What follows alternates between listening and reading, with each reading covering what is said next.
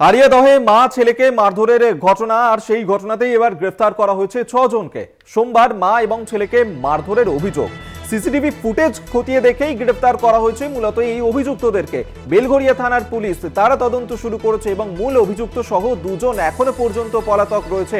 সোমবার যে ঘটনা ঘটেছিল, মা এবং ছেলেকে মারধর করার অভিযোগ উঠেছিল এবং সেই ঘটনাতেই তদন্ত শুরু করেছিল পুলিশ। সিসিটিভি ফুটেজ খতিয়ে দেখা হয়েছিল, তারপরেই গ্রেফতার করা হয়েছে এই 6 জনকে। বিস্তারিত জানবো জয়ন্ত মজুমদার আমাদের সঙ্গে টেলিফোনে রয়েছেন প্রতিনিধি। জয়ন্ত, কি আপডেট?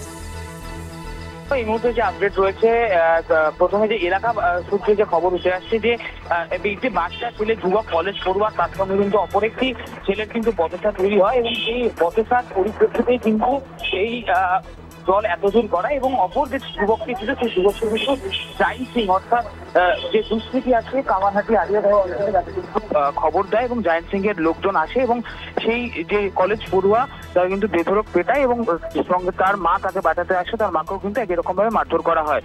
ঘটনার কিন্তু বেশ চাঞ্চল্য তৈরি হয় এবং ইতিমধ্যেই কিন্তু তিনি বেসরকারি একটি হাসপাতালে কিন্তু ভর্তি রয়েছেন এবং পরিপ্রেক্ষিতে মার অবস্থাও কিন্তু যেটা স্থানীয় লোকেরা বলছেন যে তার মুখে কিন্তু আঘাত রয়েছে এবং তাকেও কিন্তু স্থানীয় হাসপাতালে ভর্তি করা হয়েছে এবং গোটা ঘটনার বিষয়ে কিন্তু চাঞ্চল্য তৈরি হয়েছে। বেলঘরিয়া থানার পুলিশ তদন্তে নামে এবং কিন্তু 6 জনকে কিন্তু ইতিমধ্যেই কিন্তু গ্রেফতার করে। তবে মূল যে 3 অভিযুক্ত রয়েছে জায়েন্ট জঙ্গা, তাদের কিন্তু এখনো পর্যন্ত ধরা যায়নি, তারা কিন্তু পলাতক রয়েছে। বেশ, ধন্যবাদ তোমায় জয়ন্ত মজুমদার আমাদের সঙ্গে টেলিফোনে ছিলেন প্রতিনিধি। এবং হারিয়াদহে মা এবং ছেলেকে মারধরের ঘটনা ইতিমধ্যেই গ্রেফতার করা হয়েছে 6 জনকে, যদিও মূল অভিযুক্ত সহ আরো 2 জন তারা এখনো পর্যন্ত পলাতক রয়েছে। তাদের খোঁজ শুরু করেছে বেলঘরিয়া থানার পুলিশ। সিসিটিভি ফুটেজ দেখেই এই 6 জনকে গ্রেফতার করা হয়।